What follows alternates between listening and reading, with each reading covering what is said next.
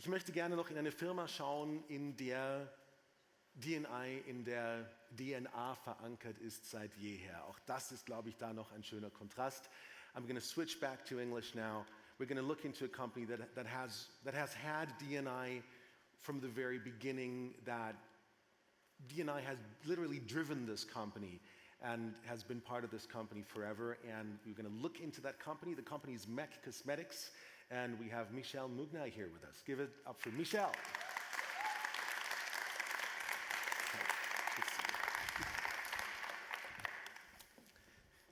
Michel, I hope I haven't promised too much, but you've got your headset on. You don't need the microphone. Oh, yeah. That's all good. If we hear you once, that's good enough. I'm inclusive. Take everything. Right. Mech Cosmetics, DNI is part of your DNA, has been from the very beginning. Give me some of those stories. When did that topic first come up, and how is that embraced by the company? So I think I'm working for a company which is very lucky today, because we have started to be to treat inclusion and diversity since the very beginning. So it started in 1984, when the previous owner of the company were from the LGBTQ plus community, and they built a company which meant to be inclusive. So they started also with creating products and things that were inclusive for all the people who could be customers, but not only. In these years, in the 80s, people who were different were not obligatorily recruited by companies, and they did. And so they create a community. So they create a culture, and this culture is alive still today.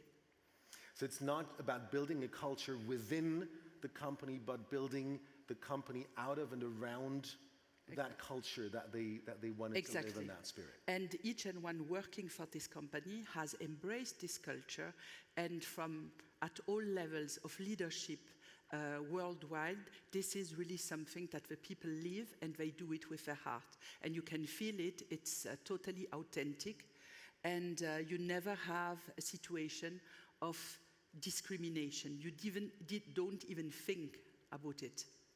How do you maintain such a culture? One thing is building the culture, but then it needs to be maintained, it needs to be nurtured, it needs to be cultivated, and it needs to be lived every single day. We are living it as a group, and it's for the people who are working for the brand. So the brand becomes very often a company of choice, because they know that they can express themselves, because the company was built of self-expression. Everybody who had a link with artistic world, artistry, emotional world was welcomed. And this is for the employees, but also for the customers, because we are dealing with very different customers. And the people feel welcome, so they feel part of a community. And inside of the Estée Lauder Corporation, where MAC is one of the brands of the Estée Lauder Group, we work a lot on inclusion and diversity with HR groups. We are doing trainings on unconscious bias, and this is working, and you can feel also in this multinational company that there is an integration of all the people, and that the people have a psychological environment which is secure. The people can express themselves. So that safe space, that's what you're addressing. Exactly. And what I find very interesting, we always say, I think we heard that from Noveline Kaur before, when she said, we produce hearing aids, so we're supposed to have a hearing loss network and be good at this topic. And you do the same. You say we make makeup for everyone out there. Exactly. No matter how artistic or fancy or expressive you are, and that community also needs to work for us and make those products for the people that use the products. Exactly. But also the customer are the best advocacy, because they are feeling this integration of different people, and they love it. I was yesterday in the stores where we have counters in Bern, and it touched my heart, because I find it fantastic.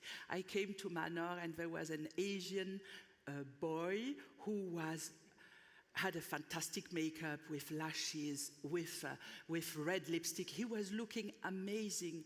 And then I went in the other store and I had the group of people very mixed with one young makeup artist who has an handicap. And he was working and he was communicating with the consumer with such with his heart.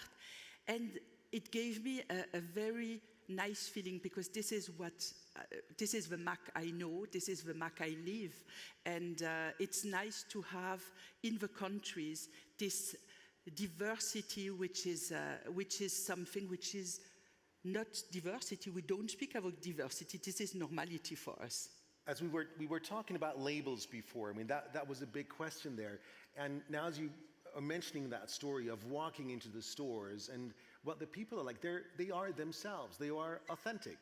This is what we empower them to be authentic and also to express themselves. And we love people who have an opinion. We will never treat badly somebody who has a different opinion. So we are looking for diversity, we are embracing it, and we think it's incredibly enriching everyone to have people with different opinion, coming from different things, having different sexual orientation, different culture. We find it really enriching for all of us. How can we translate this culture for other corporations, for banks, for insurances, for companies that are probably in a more conservative business environment? What can we learn from MAC Cosmetics for different industries? This is a tough question, huh? Yeah, we're getting laughs all over the place, and Hans Peter is just going like, yeah, it's Allianz, a tough right. question. I think that one point, and it was raised in the different conversation, is not staying without raising the point, without communicating, without sharing, without making a point out of it, having people also standing up for it and deciding to engage in order to create communities, in order to talk about, in order to raise awareness. So it's really about, as you said, creating those safe spaces so people should be able to express themselves, to voice their opinions. That should be appreciated, that should be respected. Absolutely. That is part of the culture, probably an initial step. Absolutely. And also I think, now I can tell you the story of MAC, but I think that one point of raising awareness is also having employees in the business involved. For example, MAC in the 90s, when AIDS was becoming something terrible and no one wanted to speak about it, MAC said, we want to do something. And they created lipsticks. They called them Viva Glam, and RuPaul was at the time the person who was talking about Viva Glam. And Viva Glam is still alive, and we are still raising money with this lipstick, not taking any benefit on it. And this goes to organizations, and actually we have more than 500 million worldwide that has supported organizations to help people who were less lucky than we. So it's a giving back culture also. And it's on the employee perception, it's something that is big because they are engaged. And when they are selling one of these products, they create awareness. So around the world, when you buy a Viva Glam lipstick, the people will tell you what we are doing with this and what your purchase of one lipstick at 28 francs is going to do for other people's. And this is something, a great way also to engage people in creating awareness, in talking with people who maybe don't want to listen about AIDS or about human rights. I do want to...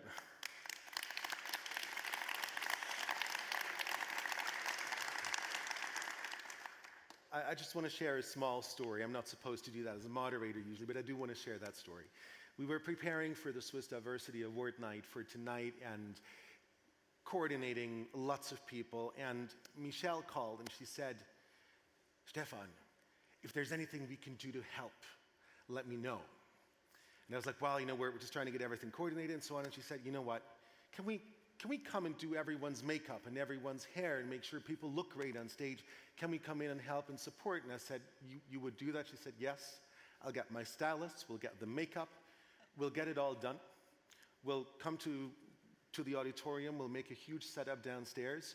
So technically everyone who's going to be on stage tonight, they're going to have MAC makeup, they'll be looking great. They'll have perfect hair thanks to Aveda, which she also brought on board. And that spirit, and that's why I wanted to have you on stage today. When you're saying it's not just about living diversity within the company and building that, but really it's part of the DNA, and you've literally built that company around diversity, and you're proving that every day. And I we think that's a continue. story to share. We continue because this is really something that each employee, each person I meet has this way of willing to help and doing things for others and being better people and not judging anyone. If a customer comes and is not looking like a standard of fashion week, doesn't matter. It's transforming and making a person happy. And when the person comes out, she will feel she has wings and she can fly.